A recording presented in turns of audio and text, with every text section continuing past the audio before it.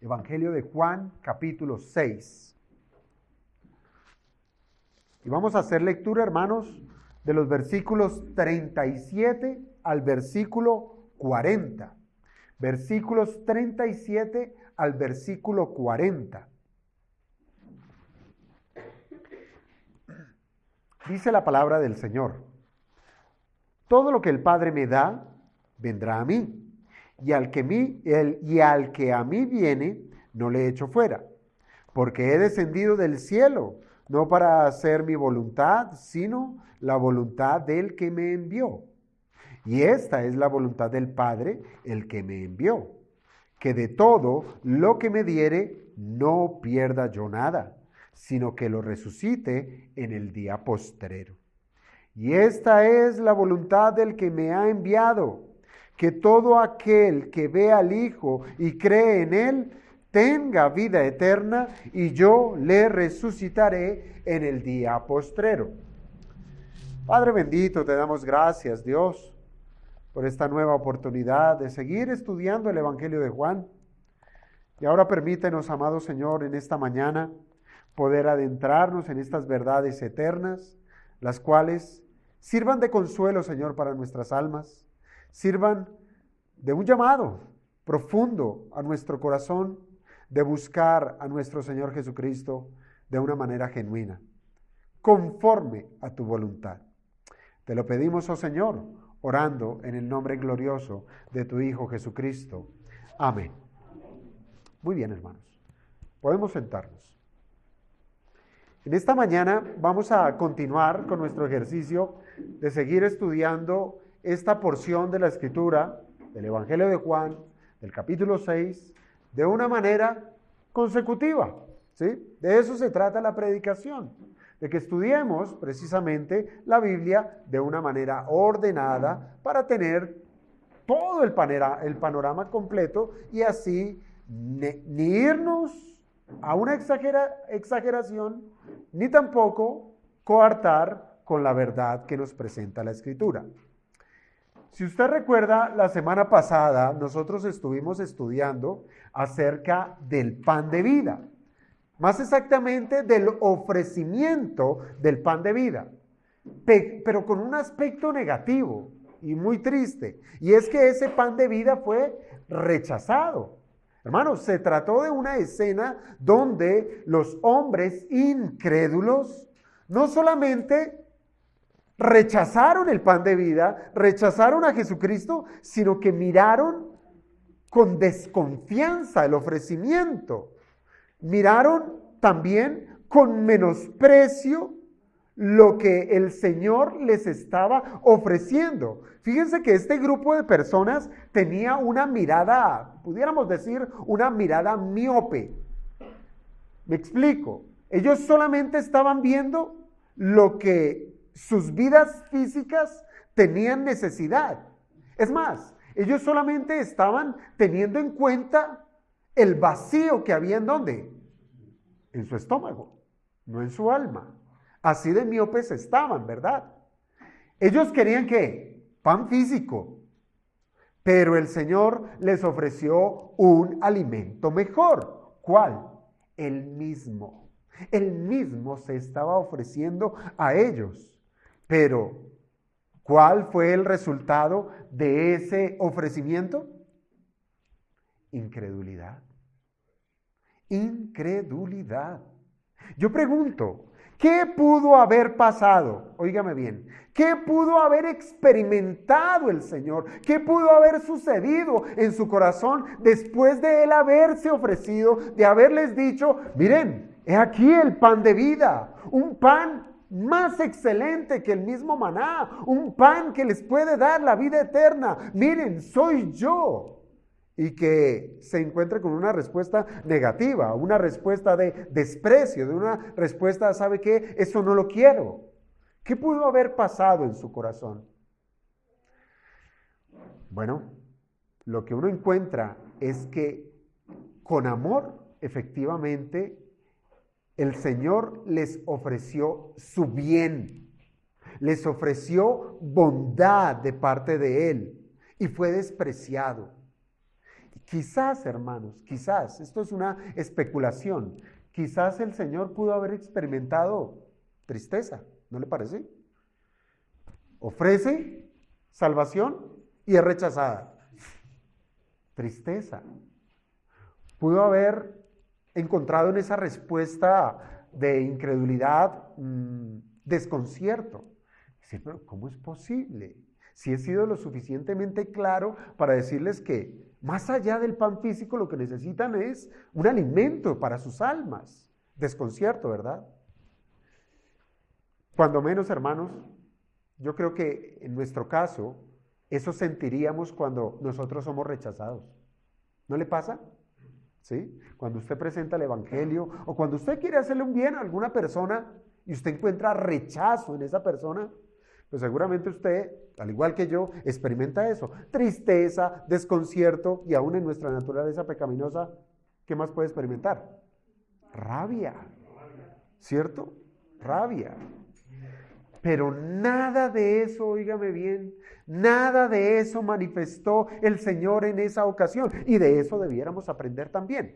Mire, aunque las circunstancias no eran las mejores, ¿verdad? Era un ambiente de incredulidad. Este texto, el que acabamos de leer, esos versículos 37 al 40, ¿sí? Son la expresión propia de un rey victorioso.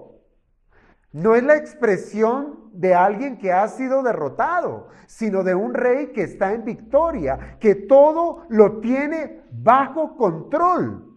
Hermanos, se trata de la declaración del plan inmutable de la salvación, que está por encima de la incredulidad de los hombres. Mire, para nosotros pudiera ser una derrota, de decir, oiga, pero les enseñé, les dije, les guié a caminar de tal manera y lo que hicieron fue rechazar, irse, negar. Pero el caso del Señor, o sea, lo pudiéramos haber visto nosotros como una derrota, es decir, no hubo fruto, hubo pérdida. Como lo dijo el apóstol Pablo a los Gálatas, uy, me temo que haya perdido mi tiempo con ustedes, ¿sí? Pero en este caso no fue así. Y aunque la incredulidad de estos hombres no fue vencida, hermanos, no significa que el Señor haya perdido la partida. No, Él no perdió la partida. No es como si el plan de Dios se hubiese venido a pique y se hubiese estrellado. No, no es así. Y es por eso que estos versículos del 37 al 40 son la expresión de cómo el plan divino se manifiesta para salvar a los hombres teniendo un cumplimiento perfecto. Es decir, piense, lo que nos está ofreciendo este texto, en contraste con lo que pasó, lo que vimos la semana pasada o los versos anteriores, es que van a haber quienes no reciban el pan de vida, pero también van a haber quienes sí van a recibir al Señor como el alimento necesario para darles vida a sus almas, las cuales en ese momento yacían tan muertas, tan secas, tan sedientas, tan vacías por causa de su pecado y su iniquidad, que lo que más necesitaban en ese momento es a Jesucristo mismo. Unos van a creer, otros no van a creer. No sé, hermanos, si ustedes han llegado a preguntarse por qué estos hombres fueron tan testarudos frente al ofrecimiento que les hizo el Señor. Yo me hago esa pregunta. ¿Por qué fueron tan duros? ¿Por qué se negaron? Tenían al Señor. El Señor les predicó, el Señor abrió su corazón y les dijo, ustedes lo que necesitan es salvación y yo se las puedo dar. ¿Por qué se negaron a ello? Y esto mismo, hermanos, lo podemos ver en nuestros días. Cómo muchas personas, cuando son expuestas al Evangelio, ¿en qué resulta? En que no aceptan a Jesucristo como su Señor y Salvador. O cuando menos, no lo aceptan como verdaderamente lo presenta la Escritura. Y hermanos, si esta mañana es mi intención que resolvamos esta inquietud, esta pregunta, con el favor de Dios. Y aunque pudiéramos resolver esa pregunta con una respuesta corta, ¿por qué esos hombres rechazaron el ofrecimiento del Señor? Por causa de su pecado. Por causa de estar completamente enceguecidos. ¿Y cómo pudiéramos nosotros pensarlo de la otra manera? ¿Cómo entonces un ser humano puede llegar, ir a Cristo y creer en Él? ¿Cuál sería la respuesta? También pudiéramos dar una respuesta corta: por la voluntad de Dios.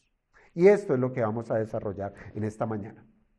Mire, lo que pasa es que no se trata, hermanos, de lo que el hombre natural puede hacer. No se trata de lo que uno quiere, lo que uno desea. Porque si uno está muerto en delitos y pecados, siempre su deseo, siempre su anhelo está inclinado ¿a qué? Al pecado. Al pecado. Bien, la Escritura lo llama a una persona que no ha nacido de nuevo, lo llama esclavo del pecado. No puede buscar al Señor. Entonces, ¿qué tenemos?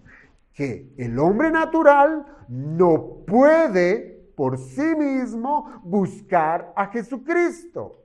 Por el contrario, más bien la salvación tiene que ver con lo que Dios puede hacer.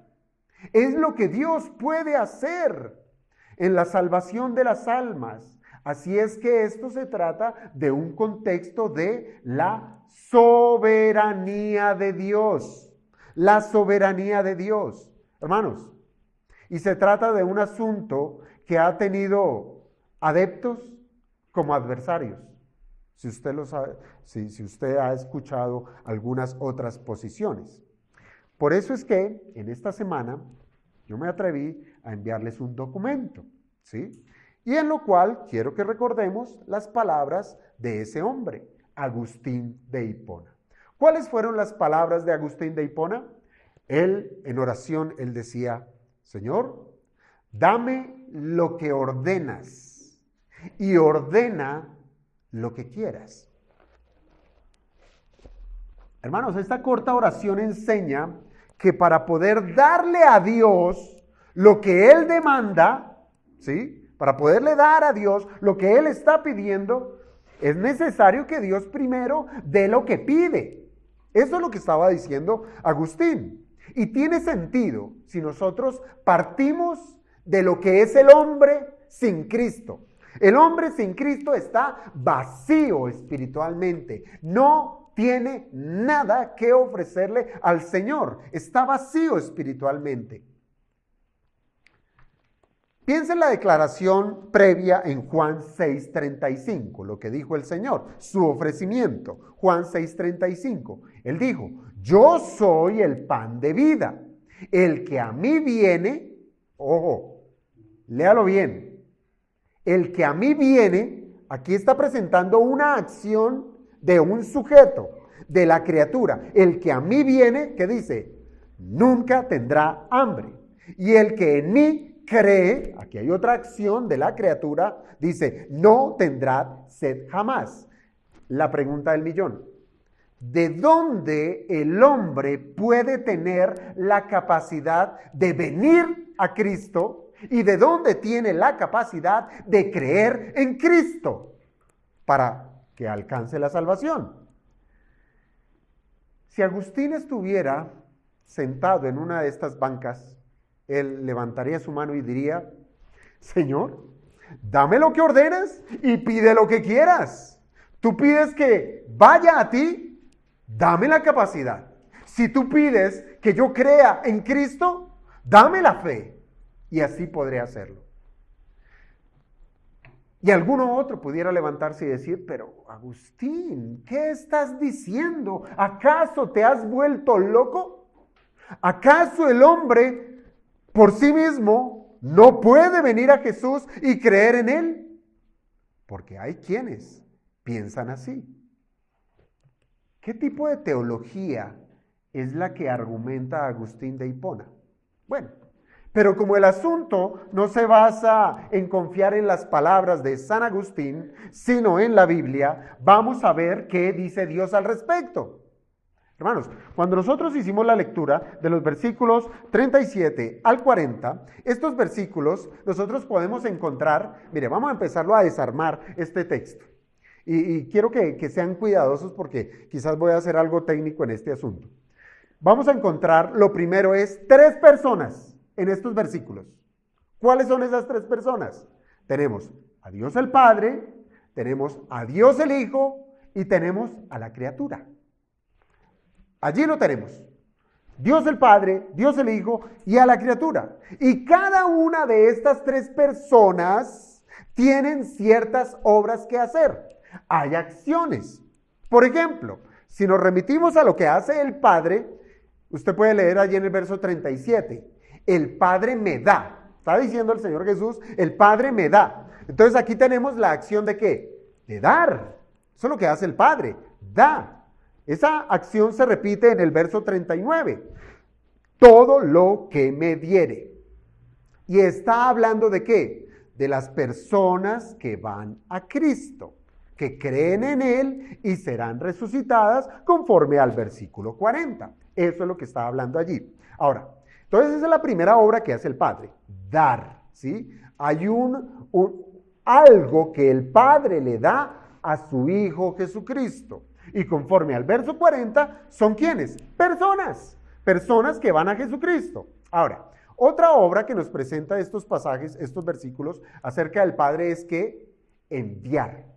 ¿Sí? ¿Por qué? Porque ahí dice en el verso 39, el que me envió, refiriéndose a que el Padre envió al Hijo, ¿cierto? Entonces tenemos que el Padre da, que el Padre envía. ¿Para qué envía el Padre al Hijo?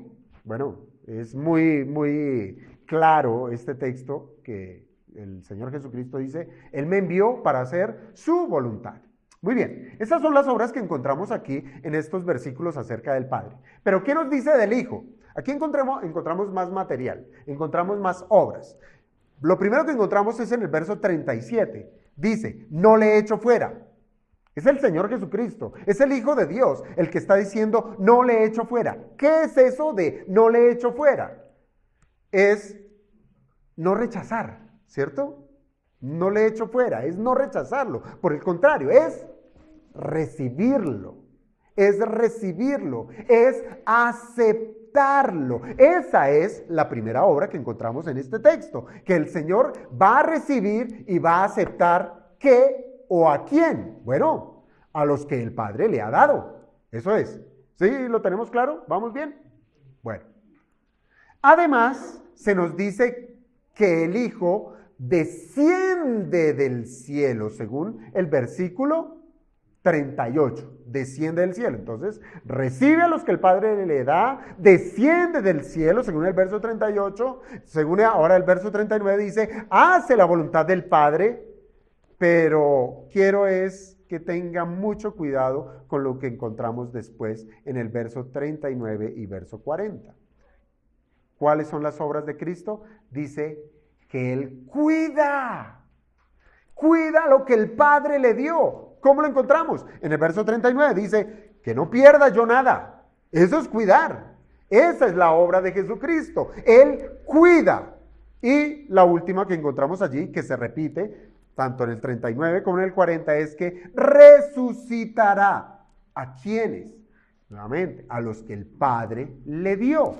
A esos son los que resucitará. Entonces tenemos que Él va a aceptar, Él desciende del cielo, Él hace la voluntad del Padre, Él cuida a los que el Padre le dio y Él resucitará a estos mismos.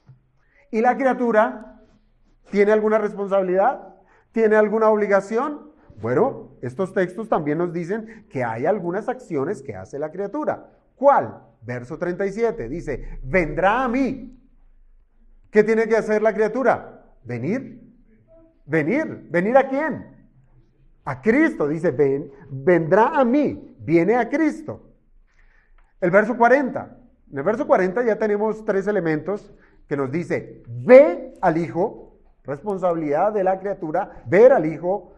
En el mismo verso 40 dice, cree en el Hijo, tiene que creer, y nos dice, tiene vida eterna. Bueno, aunque este aspecto de tiene vida eterna, esa vida eterna le fue conferida, ¿sí?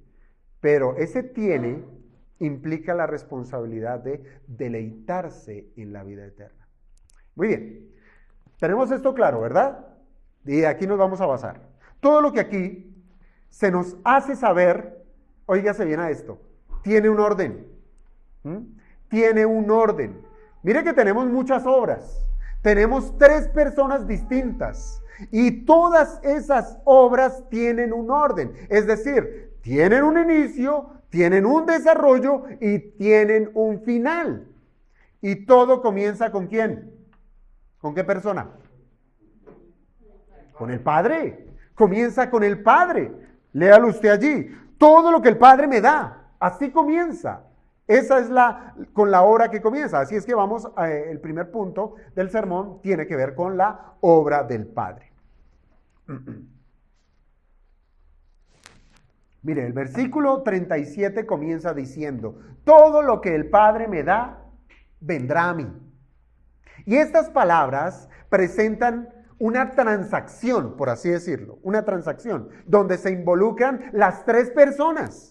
Ahí están las 3 personas. Se involucra al Padre, se involucra al Hijo y se involucra a la criatura.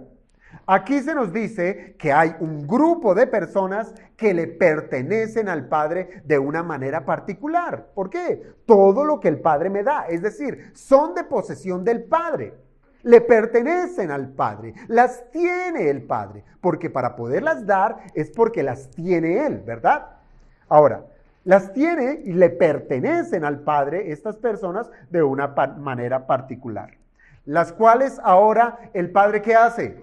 Las da al Hijo. Pero en medio de esa transacción de que el Padre da y el Hijo la recibe, en medio de esa transacción tenemos a la criatura, ¿sí? Esas personas ¿qué van a hacer? Irán a Cristo sin falta. Esto está diciendo el texto. Todo lo que el Padre me da, todo lo que el Padre me da, y está aquí la criatura, vendrá a mí. Está completo, ¿cierto? Inicio, desarrollo y final. Ahora, quiero resaltar el tema de ese todo. ¿Quiénes son esos todos? Porque si nosotros lo miramos como a Dios Padre como creador, pues Él es dueño de todas las cosas, ¿cierto? Él es dueño de todas las cosas. Y nosotros entendemos que toda la creación le pertenece al Padre, incluyendo todos los seres humanos, incluyendo a esos que no estaban creyendo el ofrecimiento del pan de vida. Ellos le pertenecen al Padre, son de Él.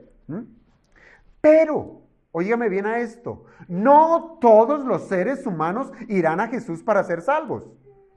Y ahí tenemos el ejemplo. Estos no creyeron al ofrecimiento. Ahora, es más, el Señor Jesucristo, a lo largo de su ministerio, Él fue claro en hacer una distinción, ¿sí? ¿Cuál? Mire, nosotros como seres humanos no podemos hacer distinción de personas, pero Dios sí lo sabía. ¿Por qué? Porque Él es autor, Él es dueño de todas las cosas. Él sí puede decir, hacer de la humanidad una distinción, unos acá, otros allá. Entonces, de pronto usted puede decir, uy, no, pero esto es como desconsiderado. Esto como que no me cuadra. Pero vaya usted a Mateo capítulo 25. Mateo 25, versículo 34.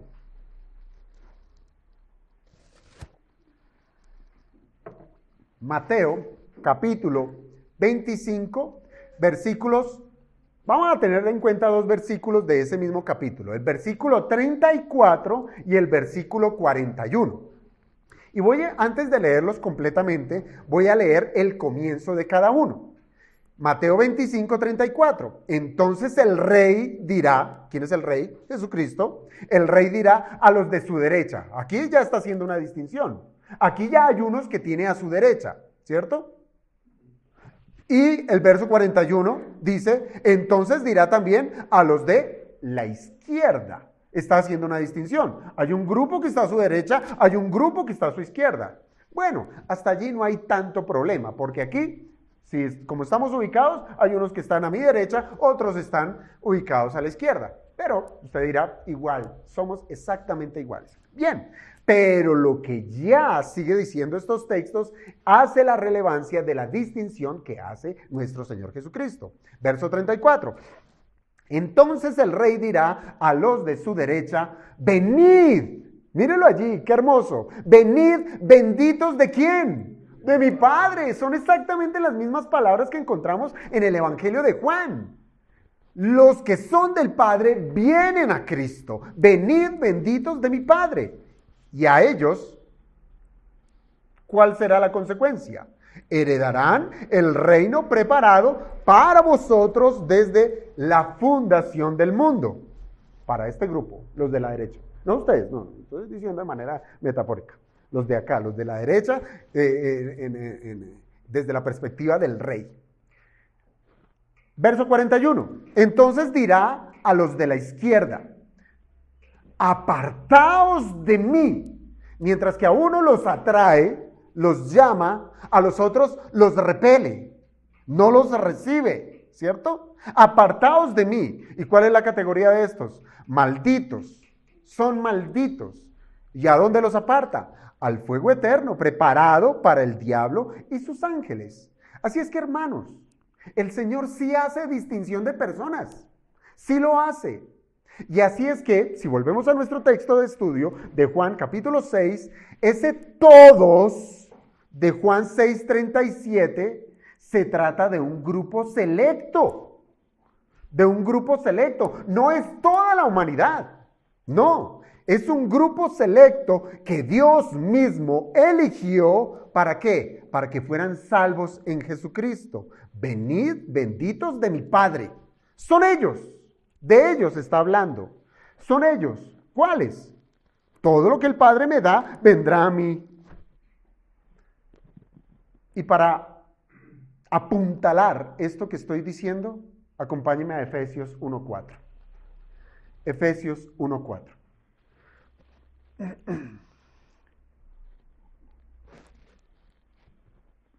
Dice el apóstol Pablo, inspirado por el Espíritu Santo, dice, Efesios 1, verso 4, según nos escogió en Él, y Él se refiere en el contexto a Cristo, según nos escogió en Cristo, ¿cuándo? Antes de la fundación del mundo. ¿Para qué? Para que fuésemos santos y sin mancha delante de Él. Así es que, amados hermanos, sí, el Señor elige, el Señor tiene a unos que le pertenecen, el Padre tiene a unos que le pertenecen y que se los da al Hijo. ¿Para qué? Para que el Hijo los salve, para que el Hijo los salve. Así es que, amado hermano, para que un hombre pueda ir a Cristo, para que un hombre vaya a Jesucristo, antes debió ser dado por el Padre. Y para ser dado por el Padre, previamente Dios lo eligió. Lo eligió. ¿Cuándo? Ahí tenemos las respuestas. Antes de la fundación del mundo. ¿Lo entendemos hasta ahí? Es claro. Entonces, amados hermanos, la salvación de los hombres nace ¿en dónde? En el Padre, en el corazón mismo de Dios, quien decidió libre y soberanamente salvar ¿a quién? Al que Él quiso. Al que Él quiso. Eso es lo que tenemos acá. Así es que, amados hermanos, la primera acción de la salvación es ¿de quién? Del Padre. Es de Dios. No del hombre, es del Padre. Ahora, ¿qué continúa? ¿Qué continúa? Que la criatura va a Cristo. Eso es lo que continúa y eso no lo podemos obviar, es verdad. La criatura va a Cristo. Hermanos, mire, algunos creen que los hombres por sí solos pueden ir a Jesús. Y esto es tan antiguo, pero tan antiguo, ¿sí?, que en el siglo, o en el tiempo, ¿era qué? ¿Siglo V? De Agustín de Hipona. ¿Sí? Pelagio fue uno de ellos. ¿Sí? Esto no es nuevo. Pelagio, de donde viene el pelagianismo y de donde viene más adelante el semipelagianismo y de donde se desprende también el arminianismo. ¿Sí? Tenían este pensamiento. ¿Cuál? Que los hombres por sí solos pueden ir a Jesús, que no necesitan de la gracia de Dios. Y esto no es posible. No es posible. Pues la Biblia, óigase bien, la Biblia es clara diciendo que una persona puede ir a Jesús si es uno de los que el Padre le da al Hijo. Si no es del Padre, de ese grupo selecto, no puede ir al Hijo. ¿Y cómo podemos saber, hermanos, que esto es real en la vida de una persona? Bueno, podemos usar este mismo texto. ¿Por qué? Porque el Señor ya nos hizo saber por medio de un ejemplo negativo. De un ejemplo negativo. Muchos hombres fueron a buscar a Jesús, ¿cierto? Atravesaron el mar de aquí para allá y buscando a Jesús. Y buena la intención, lo estaban buscando. Y pudiéramos decir que vinieron a Jesús, porque literalmente eso sucedió. Esos hombres vinieron a Jesús. Pero el Señor, ¿qué pasó? No los recibió. No los recibió. ¿Por qué? Porque no creyeron a su palabra. No creyeron a su palabra. Lo dice al final del verso, el verso 36. Mas os he dicho que aunque me habéis visto, ¿sí? No creéis. No son de los míos. No creéis. Así es que, amados hermanos, se trata ya estamos en la función de la criatura. Para poder ir a Cristo, la expresión que manifiesta que uno le pertenece al Padre, a ese grupo selecto, a ese todo lo que el Padre me da, según las palabras del Señor Jesucristo, se trata de un asunto de fe. Porque el Señor dijo, no creéis. Entonces al que recibe es porque sí cree. Es un asunto de fe.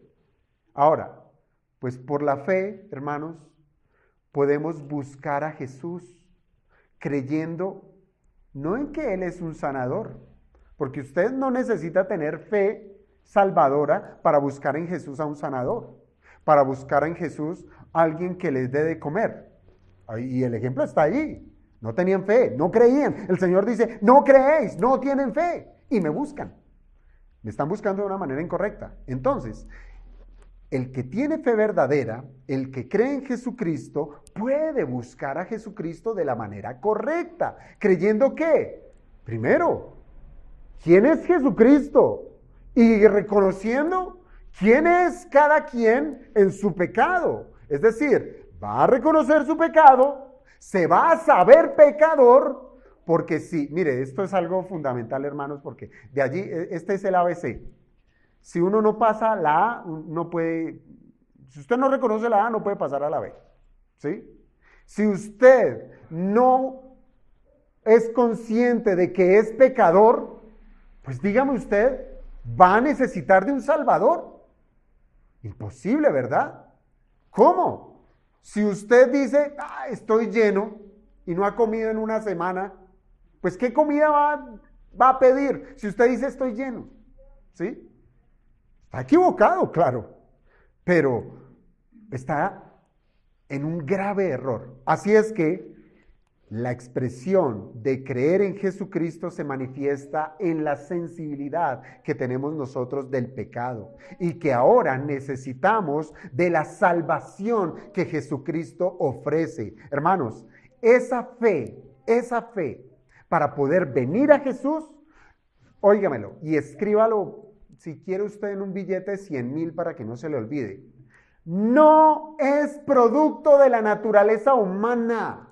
Esa fe no es producto de la naturaleza humana. No. Entonces, hemos de saber que la fe proviene de otra parte. ¿De dónde viene la fe? Hermanos, la fe es un regalo de Dios. Procede de Dios, del inicio, de quien concibió un plan para salvar, de quien separó a un grupo de hombres para ser salvos, de quien preparó todo un plan y todos los elementos necesarios para salvar a ese hombre. Y la fe hace parte de ese equipamiento cuyo autor es Dios.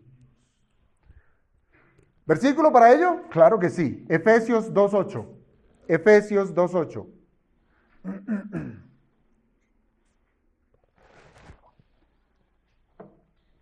Efesios capítulo 2, versículo 8.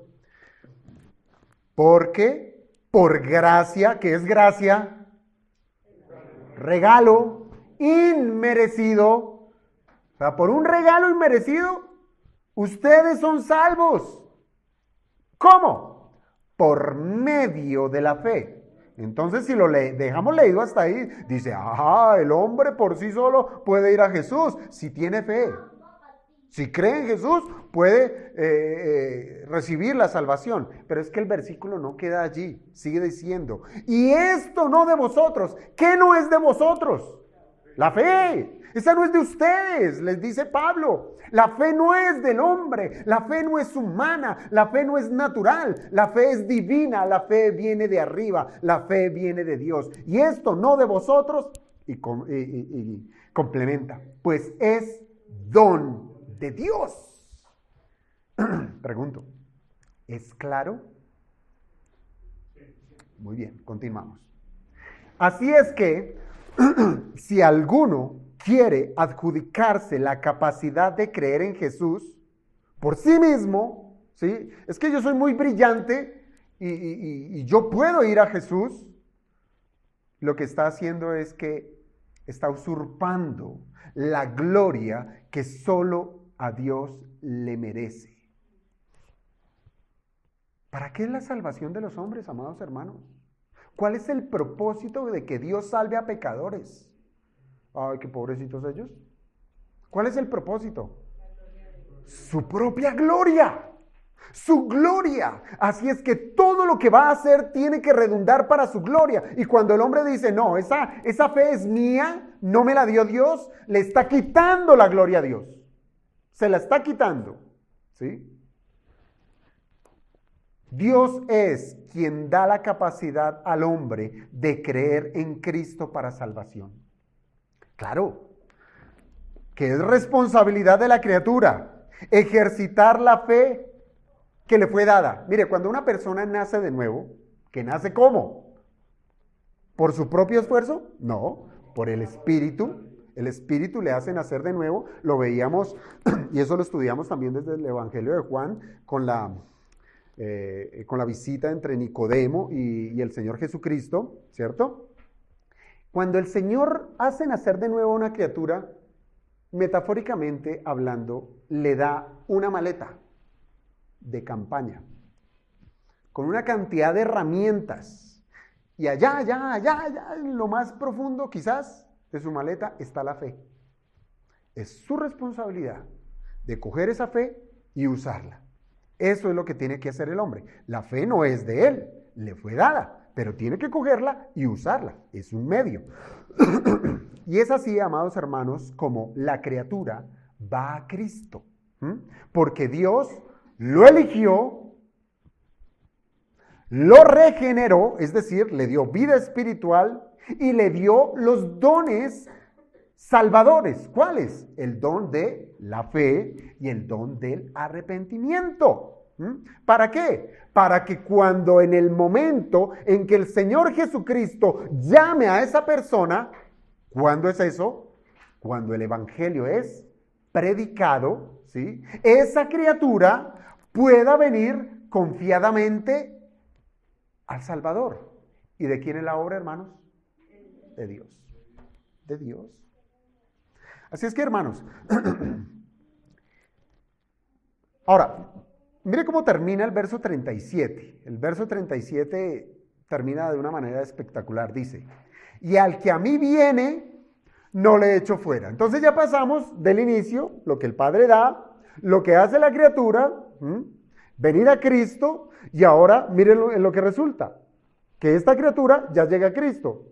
Y si viene con todos esos elementos previos cumplidos, que el que viene ha sido dado por el Padre, ¿sí? Y viene a Jesucristo, el Señor, ¿qué hace? El que a mí viene, no le echo fuera. No le echo fuera. Hermanos, yo estoy convencido que se trata de una porción que trae paz para las almas que buscan a Jesús, ¿sí? Hoy vivimos tiempos tan agudos, que muchos viven como con ese temor y ese miedito de decir, ¿será que sí? ¿Será que me acerqué al Señor? ¿Será que...? Y tienen miedo, tienen temor. Pero un texto como este trae paz, trae sosiego y le trae tranquilidad, porque el Señor dijo, el que a mí viene, conforme a esto que estamos viendo, no conforme a los del otro grupo que vienen buscando pan y no reciben el pan de vida, sino conforme a los que me dio el Padre y vienen a mí, a estos no los rechazo, no les echo fuera. Hermanos, cuando nos hemos enfrentado a la pregunta, ¿será que soy un elegido del Padre? ¿Quién pudiera responder esa pregunta? Bueno, ahí hay veces incluso somos hasta más osados. ¿Será que fulano es elegido? Y caemos en esa arrogancia. No, ese no es elegido. Alguna vez a Spurgeon le decían, ¿cierto? Y bueno, usted que predica la predestinación y todo eso, ¿acaso qué? ¿Es que usted sabe quiénes son elegidos o no? Para que usted esté pues, predicando el evangelio a algunos. Decía, no, pues el Señor a mí no me dijo eso. A mí me mandó ¿a qué? A predicar. Él no me mandó levantarle la ropa absolutamente a nadie para buscarle la etiqueta si es elegido o no es elegido. La responsabilidad es predicar. Entonces, ¿soy elegido del Padre? Pues hermanos, la tierna respuesta a esta pregunta vital es que Jesús no rechazará a ninguno que viene a Él. Allí está la respuesta. ¿Usted es elegido? Usted lo sabrá responder. ¿He venido al Padre? ¿He venido al Hijo, perdón? ¿En busca de salvación? Allí está su respuesta. Allí está su respuesta. Ahora entienda esto, que venir a Cristo es sinónimo de creer en su persona. ¿Sí? ¿Por qué? Porque también venir, y lo vimos en el ejemplo pasado, venir a Cristo puede ser de un asunto netamente carnal, materialista, buscándole al Señor no por lo que Él es, sino por lo que Él trae en su mano. Entonces, aquí hemos de entender que el que viene a Cristo, el que a mí viene, ¿sí? Es el que me cree, el que cree en mí, no le echo fuera. Ahora, si nosotros hemos visto en nuestra experiencia que hemos ido al Señor Jesús, humildemente, óigase bien, reconociendo su señorío, reconociendo su deidad, reconociendo su capacidad de salvar, entienda que esa confianza se la ha dado ¿quién? El Padre. El Padre, la fe se la dio el Padre. Por tanto, podemos estar seguros que nosotros estuvimos en la mente de Dios, en la eternidad pasada, elegidos para ser salvos. Por eso nuestra responsabilidad de meditar en la salvación, en la gloria que hay en la vida eterna, nos tiene que llevar no solamente al disfrute de saber, uy, si me muero hoy, no voy al infierno. Sí, eso es un adicional, pero meditar en la salvación me tiene que llevar a contemplar que el Padre pensó en mí aún antes de haberme creado. Su amor estuvo antes de la creación misma. Yo fui, cada quien lo puede decir, apreciado por el Todopoderoso, por encima de toda esta exuberante creación. El Señor pensó en mí y me salvó. Así es que, si usted lo ha leído bien, se trata de palabras que dan seguridad para el alma, ¿cierto? Son palabras que dan seguridad. Pues el Señor se está comprometiendo. Eso es un compromiso de parte del Señor. No le echo fuera. Es un compromiso ¿a qué? A recibir a todo aquel que verdaderamente cree en Él, que Él es su Salvador. Así es que, hermanos, nosotros podemos concluir que la obra de la salvación es un acto exclusivo ¿de quién? De Dios. De Dios. Pues Dios obra de manera independiente, óigase bien, de manera independiente a cualquier mérito humano. ¿Dónde fue la elección? Antes de la fundación del mundo. ¿Acaso estaba el hombre allí como para decirle, ay Señor, mírame lo inteligente que soy, mírame lo brillante que yo seré? Mire, hay quienes han puesto a Dios, y utilizo las mismas palabras de un predicador, que han hecho de Dios un mero vidente. ¿Qué es un vidente?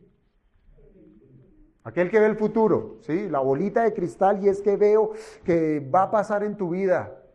Hay quienes han hecho de Jesús un mero vidente, como si el Señor hubiese dicho, uy, no, es que yo veo en tu futuro que tú vas a creer. Claro, Dios lo ve todo, porque Él está en la eternidad, ¿sí? Su eternidad es un eterno presente.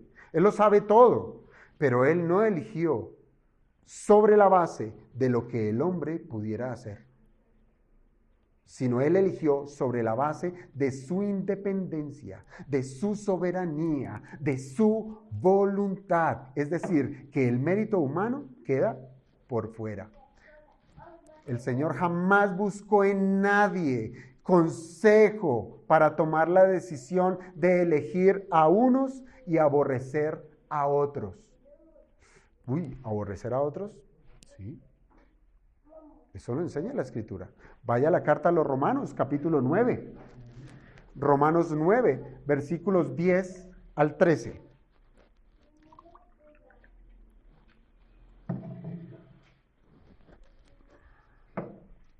Romanos 9, versículos 10 al 13. Parto desde la mitad del verso 10. Cuando Rebeca concibió de uno, de Isaac, nuestro padre, pues no habían aún nacido, ¿quiénes? Esaú y Jacob, ¿cierto? No habían nacido. Y mire, ni habían hecho aún ni bien ni mal. ¿Qué había para juzgar? Ay, es que el uno fue buenecito y el otro fue como medio malito. No, no habían nacido, ni habían hecho aún ni bien ni mal. ¿Para qué? El propósito de Dios conforme a la elección permaneciese. Es decir, hasta aquí podemos entender de manera negativa que el propósito de Dios conforme a la elección no fue según la obra de los hombres. Sigue diciendo, y lo complementa allí. No por las obras, sino por ¿quién? Por el que llama.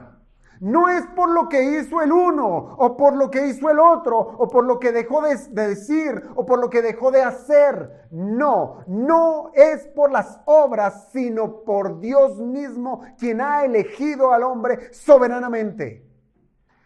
Se le dijo, el mayor servirá al menor. Como está escrito, a Jacob amé, mas Esaú aborrecí. Muy bien, amados hermanos. Entonces, ¿qué tenemos aquí? Que efectivamente la obra es de Dios. Pero continuemos, hermanos, porque nos queda bastante material y es hablar de los versículos 38 y 39 que nos enseña acerca de la obra de Cristo. La obra de Cristo. Entonces, ¿qué nos dice el verso 38? Porque he descendido del cielo, ahí está una de sus obras, no para hacer mi voluntad, sino la voluntad del que me envió. La otra obra. Lo que tenemos aquí en conjunto, amados hermanos, es la certeza de que Jesús ha de recibir a todos aquellos que vienen a Él. Esa certeza radica ¿en dónde? En la obediencia de hacer la voluntad del Padre. Allí está la certeza. Esto enseña que el plan de la redención funciona y solo va a funcionar siempre y cuando haya una sincronía entre la voluntad del Padre y la voluntad del Hijo. ¿Qué tal el padre dijera, bueno, estos son los que te voy a dar? Y el Señor, el Hijo, dijera, bueno, de los que tú me das, ¿sabes qué? La mitad. Uy, ¿cómo así? ¿Qué pasó acá? Las voluntades no están de acuerdo. ¿Y podemos decir eso en medio del seno de la Trinidad? No. Hay unidad. Y eso es lo que tenemos acá.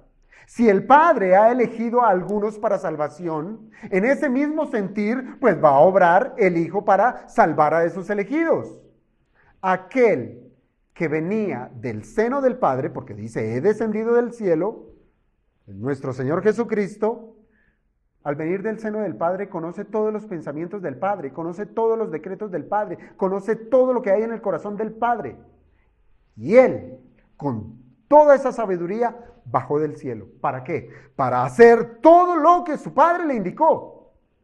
Todo lo que vio hacer al Padre, todo lo que escuchó del Padre, lo vino a hacer. Hermanos, no hay nada que el Hijo haga que el Padre no lo haya decretado. Si Dios eligió a algunos para salvación, ¿el Hijo qué va a hacer? Salvar sí o sí a quienes, a los que el Padre eligió. Y de eso, hermanos, ya nos ha dicho este Evangelio en diferentes oportunidades acerca de la obediencia del Hijo que se afina a la voluntad del Padre. Juan 4:34, el Señor ya había dicho, mi comida es que haga ¿qué? La voluntad del que me envió y acabe su obra.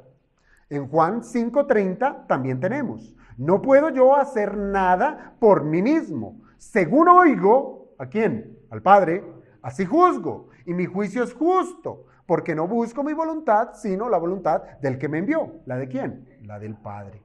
Así es que de esta manera, amados hermanos, el Señor se dispondría a hacer todo lo necesario para que este pueblo que recibió del Padre lo redimiera sí o sí. No hay falla alguna. ¿Cómo? Perdonando sus pecados, aún así, sin faltar a ninguna demanda de la justicia de Dios. Él tenía que hacer esas dos obras, redimirlos, liberarlos de su pecado, quitarles la culpa, pero aún así, sin socavar, sin menguar, sin restar a la justicia de Dios. Así es que, hermanos, como dice la Escritura, si la paga por el pecado es la muerte, el Hijo de Dios cumpliría con la voluntad del Padre, actuando de manera que otorgara la salvación a este pueblo pecador y a la vez cumpliera las demandas de la ley. La paga del pecado es muerte. Y es así, amados hermanos, como solamente aquel que viene de arriba, es decir, que es de origen divino, el Hijo de Dios, hecho carne, podría asumir semejante labor. Hermanos, ningún ser creado pudiese cumplir con las demandas del Padre. No puede, ni mucho menos adjudicarse la posición de ser mediador, de llegar a salvar a alguien. No lo puede. Ahora, yo les pregunto, ¿qué es lo que a Jesucristo le fue confiado por el Padre para hacer la salvación, para poder cumplir la salvación de los elegidos? Bueno, en lo que respecta a nuestro texto, ya sabemos que recibirá a los que el Padre le da, por un lado. Sabemos también que debía descender del cielo, humanarse, encarnarse, y sabemos que ha venido a ser la plena voluntad del Padre. Pero quiero hacer énfasis en las dos acciones restantes: el cuidado y el resucitar a los elegidos. El cuidado, ¿qué es eso? Bueno, cuando hablamos de cuidado de parte de Cristo, estamos hablando de la providencia protectora de nuestro Señor Jesucristo. Dice el verso 39, que todo lo que me diere, no pierda yo nada. Léalo bien, que todo lo que me diere, ¿quién? El Padre, todo. ¿Quiénes? Esas personas que el Padre eligió, que todo lo que me diere, yo, Jesucristo, no pierda nada. ¿Esto qué quiere decir? Esto quiere decir que en ese regalo que Dios Padre le da a Dios Hijo, un pueblo se lo da con un propósito, de que sea liberado, de que sea redimido, de que sea perdonado, que sea santificado, que sea glorificado.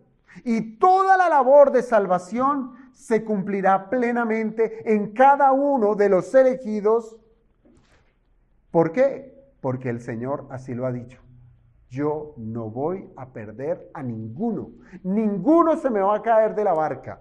Ninguno se me va a quedar rezagado. Ninguno al final de los tiempos vamos a decir, usted no. Pero no me venga con la pregunta sagaz. Bueno, ¿y cómo se llama? El de los 12, el que entregó al Señor. Judas. ¿Qué de este? Este no se le salió si usted cree que se le salió de las manos al Señor.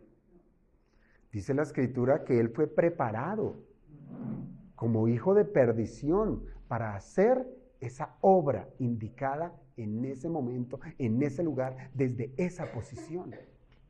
Pero bueno, la providencia protectora de Cristo. Hermanos, ningún creyente pasará desapercibido ante la presencia del gran Salvador. Me explico. Usted no crea. Claro, debemos hacerlo con humildad. Debemos siempre ver a los demás como primeros y nosotros últimos. Pero por más últimos que nosotros pudiéramos ser en la gran fila de los elegidos de Dios, nuestro Señor Jesucristo no nos desampara. Él tiene cuidado tanto del primero como del último. A todos los amó a los sumo, con tal que su sangre derramada en el madero alcanzó hasta el más pequeño de los creyentes. Mire, yo le pregunto, esto ya es especular. ¿Por qué el Señor salvó a Pablo como lo salvó? Y mi respuesta, especulando desde la posición de los hombres, es que nadie se atrevería a ir a Pablo a decirle, venga, le predico el evangelio, Pablo. Porque esa persona, el mismo, ¿cómo se llamaba? ¿Ananías? No. Bueno, al que el Señor manda para que vaya a donde donde Pablo, para decirle, bueno, necesito que vaya a tal parte y ya empiece a trabajar en lo suyo. Él que le dijo al Señor, uy, Señor, pero es que no, mande a otro, no, es que Pablo. Entonces yo, esto no es palabra de Dios. Yo creo que el Señor intervino directamente porque nadie iba a hacer esa tarea. Nadie iba a hacer esa tarea. Entonces, no podemos escatimar que hasta el más pequeño o hasta el más grande de los pecadores, que si es elegido, el Señor no lo va a cuidar. Lo va a cuidar.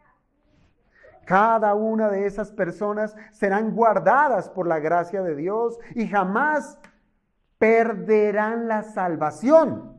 Esto es lo que nos está diciendo el texto. No perderán la salvación. Y es así como debemos entender estas palabras, haciendo un fuerte énfasis en que el Señor no perderá a ninguno de los elegidos por el Padre. ¿Qué significa?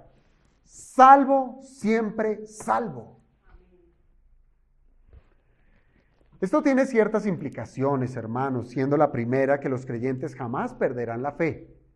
Nunca perderán la fe. Aunque ésta puede sufrir embates.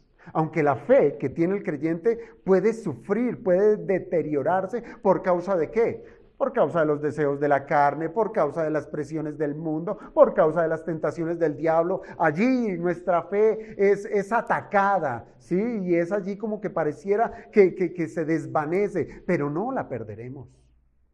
Y ahí viene otra pregunta. ¿Pero qué si alguno de los creyentes llegase a pecar? Aún para esa situación, el Señor Jesucristo tiene un plan protector. El Señor le va a cuidar. Mire, desde el momento en que una persona es regenerada, el Señor comienza una obra protectora, con la cual hará de los elegidos un pueblo santo. Esa es su misión. Y para ello, ¿qué va a hacer? Va a usar esto, la Biblia, va a usar la iglesia, va a usar a los hermanos. ¿Para qué? Para llevar a su pueblo a la santidad, ¿sí? Claro, va a usar el poder del Santo Espíritu, para que cada creyente pueda vivir sabia y piadosamente en esta tierra. Y aún, para cuando el creyente pecare, porque aún puede pecar, ¿sí lo sabía? ¿Sí? ¿Lo creemos? ¿Que el creyente puede pecar? No puede, insisto, en que se le dé una licencia de que, ay, usted puede, hágale. No, no es de alentar el pecado, sino que aún tiene la capacidad de pecar, porque así lo dice la Biblia. Mírelo allí en primera carta de Juan, capítulo 1, versículo 8. Primera de Juan, capítulo 1, versículo 8. Juan le escribe a creyentes, ¿verdad? Y allí dice Juan, el apóstol, si decimos que no tenemos pecado, es decir, mire, él mismo se está incluyendo, el apóstol Juan, creyente, apóstol. Él dice, y bueno, y lo pongo en primera persona como si fuera Juan él mismo diciendo, si yo dijera que no tengo pecado, me estoy engañando. Y claro, él se involucra con toda la iglesia porque esa es la condición de todo creyente. Si decimos que no tenemos pecado, nos engañamos a nosotros mismos. Estamos siendo mentirosos con nosotros mismos. Y termina diciendo allí, y la verdad no está en nosotros. ¿Cuál verdad? Aquel que dijo, yo soy la verdad. Cristo no está en él. Óigalo bien, si una persona se dice cristiana y dice que no peca, es mentiroso y Cristo no está en él, no es salvo. ¿Quién lo dice? Dios en su palabra, ¿cierto? Ahora, esta es la realidad del creyente y aún en medio de ello, el cuidado de Cristo está sobre esa persona. Y aunque obviamente esos pecados van a seguir siendo terribles delante de Dios, por cada uno de ellos murió Cristo.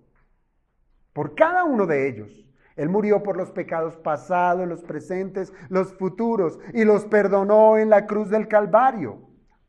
Eso es una realidad. Pero es igual de verdad que nosotros sepamos que aunque estos pecados cometidos por los creyentes ya no sean para condenación, sí deterioran la relación que tenemos con Dios, sí tienen consecuencias. Pero ¿qué ocurre? ¿Qué nos enseña el texto? Que el Señor cuida. El Señor cuida de tal manera que ha provisto la manera de restaurar nuestra relación con Él cuando pecamos, y es como lo dice ese verso siguiente de Primera de Juan, es decir, el versículo 9. Si confesamos nuestros pecados, Él es fiel y justo para perdonar nuestros pecados y limpiarnos de toda la maldad. Hermanos, esto es cuidado. El Señor nos cuida. Nos da la manera y nos alienta y nos mantiene y nos guarda. Hermanos, mire, en su momento, los discípulos llegaron a tener miedo, llegaron a tener temor, y quizás nos ha ocurrido a nosotros. Claro, ellos ven cómo su Mesías muere en una cruz, y bueno, después resucita y como que otra vez se recobran fuerzas, pero después son llevados allá al monte y el Señor empieza a elevarse y se va a decir otra vez solos. ¿Sí? ¿Cuántas veces nos hemos sentido solos también nosotros, verdad? Pero el Señor cuida y Él prometió cuidar. Y Él les dijo que Él volvería, ¿sí? Que Él volvería. Pero antes de eso, ¿sí? Que para que Él se fuera, Él les iba a enviar a otro consolador. ¿Con cuál propósito? Cuidar. El Espíritu Santo cuida. Es el Espíritu de Cristo guiando, cuidando, guardando a sus elegidos. Hermanos, esto denota que jamás, nunca seremos separados de Cristo. Nunca seremos separados de Cristo. ¿Mm? Muy bien. Veamos la otra obra. Tenemos la obra actual, ¿sí?, de cuidado, y la otra que nos presenta aquí el Evangelio de Juan es la obra postrera de Cristo. Yo le resucitaré en el día postrero. Y lo repite en el verso 39 y en el verso 40. Yo le resucitaré en el día postrero. Bueno, si usted se da cuenta, cada día que pasa, deja al descubierto que estos cuerpos que tenemos, ¿qué pasa? Se van deteriorando. ¿Sí o no? Y cuánto quisiéramos que, al igual que nuestra parte inmaterial, que se va renovando conforme a la imagen de Cristo, también lo fuera nuestro cuerpo. ¿Usted no lo quisiera? Eso sí lo promete el Señor, ¿sí? Que en su gracia Él nos renueva día tras día a la imagen de Cristo, pero también quisiéramos que nuestro cuerpo físico sufriera ese cambio bueno. Y aunque esto no sucede en esta vida, dentro de la obra redentora de Cristo está la redención de nuestros cuerpos. Por eso es que la obra de redención es una obra que podemos verla espaciada en el tiempo y que aún está por cumplirse, por finiquitarse. ¿Cuándo? La redención de los cuerpos físicos. Mire, nuestro Señor Jesucristo fue el primero en resucitar de entre los muertos, convirtiéndose ¿en qué? En las primicias de lo que en un futuro vendrá. Por eso el apóstol Pablo escribe en la primera carta a los Corintios, en el capítulo 15, versículo 20, primera a los Corintios 15, 20, mas ahora Cristo ha resucitado de los muertos. Primicias de los que durmieron es hecho. Allí lo tenemos. Y de esta manera, hermanos, cuando Él regrese en gloria a este mundo, ¿qué hará? Resucitará a todos los elegidos del Padre. Los resucitará a una existencia como la suya. Nos pareceremos a Él. Léalo usted en Filipenses capítulo 3, verso 21. Filipenses 3, verso 21. El cual transformará el cuerpo de humillación nuestra para que sea semejante al cuerpo de la gloria suya, por el poder con el cual puede también sujetar a sí mismo todas las cosas. El cuerpo que hemos de recibir es un cuerpo glorioso, hermanos. Es más, el Señor, piense usted, no solamente va a resucitar a los de su mano derecha, sino también a los de la mano izquierda. Va a resucitar a toda la humanidad, ¿sí? Pero, óigame bien, no se nos dice cuál es el cuerpo que recibirán los de la izquierda. Solo se nos dice el carácter del cuerpo de los elegidos, que será semejante al cuerpo de la gloria suya. Lo otro, la Biblia guarda silencio. Lo que sí es cierto es que el Señor va a resucitar a toda la humanidad. Y los que no sean suyos serán resucitados para recibir castigo. Pero los que le pertenecen, los que siempre estuvieron bajo su cuidado protector, si están vivos, cuando Él vuelva, sus cuerpos serán transformados, como lo dice la carta a los tesalonicenses, ¿verdad?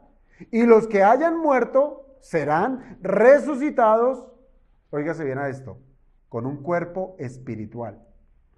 Suena como extraño, ¿no? Suena como contradictorio. ¿Un cuerpo espiritual? Hermanos, es así como Pablo llama al cuerpo resucitado. Se siembra cuerpo animal, resucita cuerpo espiritual. ¿Cómo ven, amados hermanos? Ya cierro. De punta a punta, la obra de salvación es ¿de quién? De Dios. Desde la elección en la eternidad, pasada hasta la resurrección al final de los tiempos, pero no podemos evadir la responsabilidad de los hombres, claro está. Bien dice el verso 40, que la voluntad del Padre no solo está en lo que el Hijo debe hacer, sino también en lo que los elegidos deben hacer. ¿Qué dice el verso 40? Que todo aquel que ve al Hijo, cree en Él, tenga vida eterna. Hermanos, que el hombre asuma una responsabilidad como estas, de creer, hermanos, no significa que su obra tenga mérito en la salvación. No. Siempre la salvación va a estar sujeta a los méritos de la obra de Cristo, siempre. Lo que sí sucede es que Dios a los elegidos les capacita, les da todo lo necesario para que ellos voluntariamente, óigame bien a eso, escúchalo bien, voluntariamente puedan responder positivamente al llamado del Evangelio. Fíjense, Dios los hace nacer de nuevo por la acción del Espíritu Santo. Adicionalmente les confiere las gracias salvadoras de la fe y el arrepentimiento. Y ahora con ello el hombre voluntariamente va a Jesucristo. Hermano, la doctrina de la elección incondicional no contradice la responsabilidad del hombre. No. Pero eso sí, la responsabilidad del hombre está sujeta a la intervención divina para que sea posible la salvación de una persona. De esta manera, hermanos, nosotros pudiéramos unirnos a la oración de Agustín. Pues si el Señor pide del hombre arrepentimiento y fe, esto solo puede ser posible si Dios da primero esas gracias para que el hombre obedezca conforme a la voluntad divina. ¿Sí? ¿Me pides arrepentimiento? ¿Me pides fe? Señor, dame arrepentimiento y dame fe. De lo contrario, hermanos, de lo contrario, si Dios no da lo que el hombre necesita, todo ser humano que nace en este mundo tiene una característica espiritual y es que nace muerto espiritualmente. Muerto. Y esto, obviamente, una persona que está muerta espiritualmente, ¿qué implica? Que es insensible a las cosas de Dios. Cosa que lo hace arrogante, como lo veíamos con estas personas, ¿verdad? Lo hace un desdeñador de la verdad. Son estos que empiezan a decir esto sí, esto no, esto me sirve, esto me conviene, esto no me conviene. Empiezan a cortar, echarle tijera a la escritura. Una persona que está muerta espiritualmente es reacio a todo aquello que tenga que ver con Dios. Y así lo dejó saber el apóstol Pablo en la carta a los Romanos, en el capítulo 3, versículos 10 al 12. Texto muy conocido. Romanos 3, versículos 10 al 12.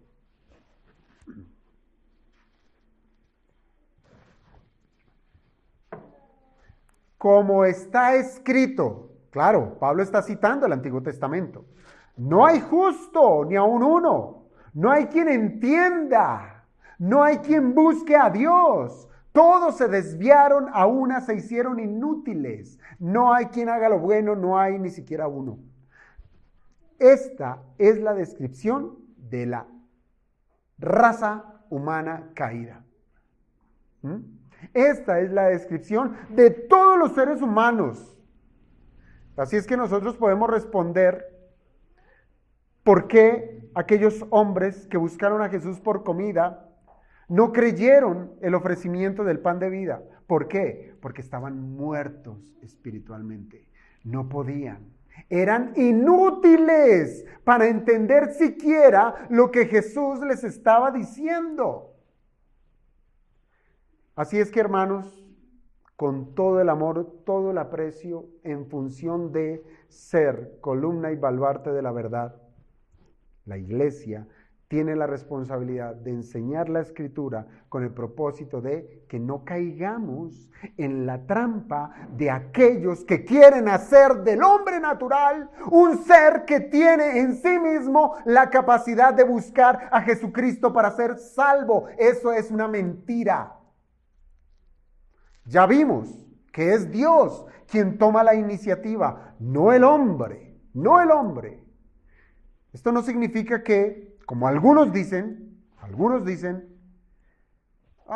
eso significa que Dios hace de los hombres unos autómatas. ¿No lo ha escuchado? No lo escucha, ¿cierto?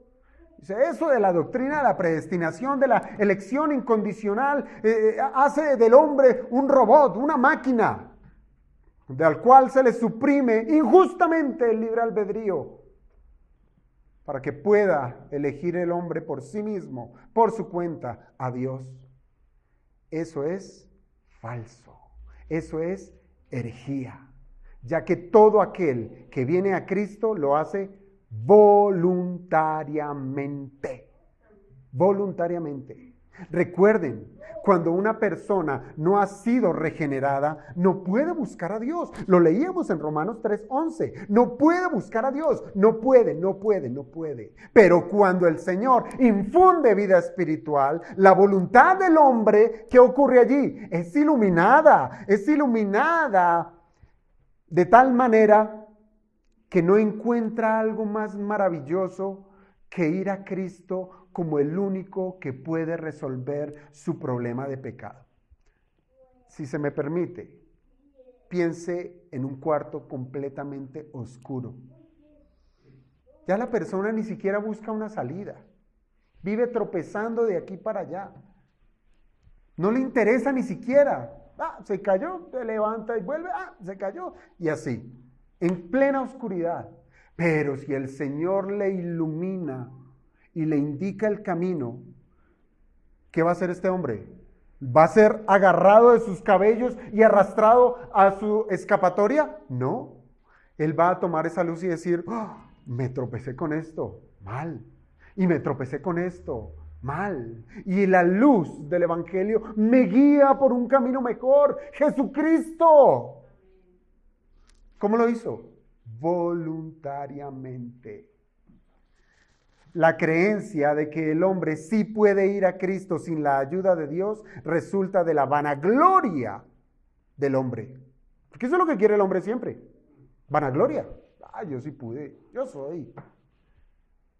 Pero la creencia bíblica de la iniciativa salvadora de Dios resulta en la gloria de su santo nombre. Por eso el apóstol Pablo, allá mismo, en Efesios 2:8, en 2:9, él dice, no por obras. ¿Para qué? Para que nadie se gloríe. Para que la gloria sea toda, absolutamente toda, de Jesucristo. A ninguno de los hombres se nos ha dado, hermanos, ya para poner esto, aterrizarlo en nuestra práctica, a ninguno de nosotros se nos ha dado la capacidad para saber quién es elegido de Dios y quién no. ¿No? Por eso nuestra responsabilidad es la de predicar el Evangelio. ¿A quién? A toda criatura. A toda criatura. Lo que sí es ciertísimo, amado hermano, es que todo aquel que cree en Cristo y se arrepiente de sus pecados es porque Dios lo ha elegido y lo ha predestinado para ser salvo. Pero, óigase bien, puede suceder que usted predica el Evangelio y algunos de ellos en un principio no creyeron. Pero eso no nos da la potestad de decir que ellos no son elegidos. ¿Por qué? Puede ser que dentro del plan de Dios sea que la salvación de esas almas esté postergada para otro momento. Y esto nos sirve para que no perdamos nuestra responsabilidad de seguir predicándoles el Evangelio. Hermanos, quizás nosotros hemos flaqueado nuestras rodillas, hemos flaqueado nuestras fuerzas, nuestra intención de predicarle a nuestros hijos. Sí, ya se creció, ya está viejo, ya no es elegido. No somos quién. No lo sabemos. Nuestra labor, hasta que el Señor lo disponga de tenernos aquí en esta vida, es predicar el Evangelio, predicarlo. Así es que, amados hermanos, el llamado urgente es a que vengamos a Jesucristo. Eso es. Venga a Jesucristo. Y si usted viene, es porque es elegido. Si usted no viene y lo rechaza, puede que no es el momento, o puede que sencillamente no esté dentro de ese todos del Padre. Es necesario ver a Jesucristo como el Hijo de Dios, como lo que Él es, que Él vino a hacerse un hombre para morir en la cruz por causa de nuestros pecados, por causa del pueblo elegido por el Padre. Llévese esta pregunta. ¿Cómo puede saber usted si es uno de esos elegidos? O más bien, pregúntese, ¿qué está buscando en Jesús? Y yo creo que por ahí va a encontrar usted respuestas. ¿Qué es lo que está buscando en Jesús? Si de corazón, es decir, sinceramente, ha sopesado su vida de pecado y ha visto que solo en Cristo se halla la esperanza de vida eterna, no lo dude, no lo dude. Por nada del mundo, usted ha sido estimulado a una nueva vida. Y tenga la seguridad de que estos versículos que hemos estado trabajando hoy le pueden otorgar, ¿sí?, la seguridad de su salvación. Que su salvación está segura en las manos de Jesucristo. Si es que el Señor nos ayude, amados hermanos, a ver este texto como un asunto sumamente importante. Un asunto que nos puede testificar para nuestra fe. Vamos a orar.